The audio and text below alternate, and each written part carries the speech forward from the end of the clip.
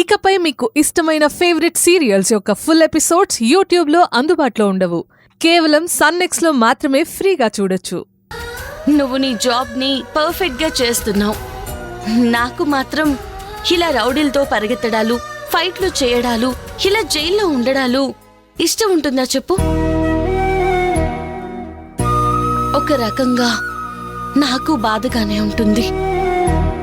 కానీ నా టైం, నేను సరోగేట్ మదర్ అయ్యాక కూడా ఇలా తిరగాల్సి రావడం, ఇది మంచి వాతావరణం కాదు.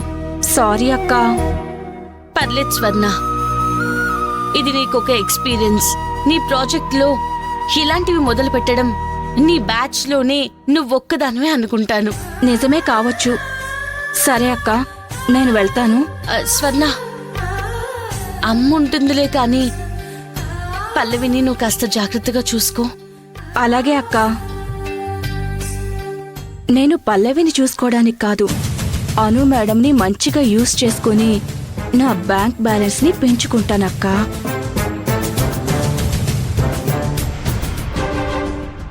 గుడ్ మార్నింగ్ లాయర్ గారు.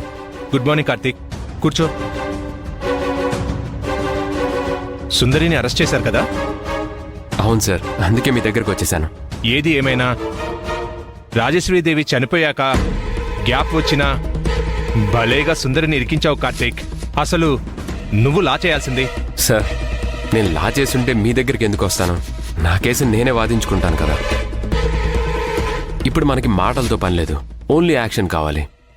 నేను చెప్పేది 2 నిమిషాలు వినండి. సుందర్ని కేసులో ఇరికించింది పోయిన ఆస్తిని మళ్ళీ తిరిగి రాయించుకోవడం కోసం. నెంబర్ 2,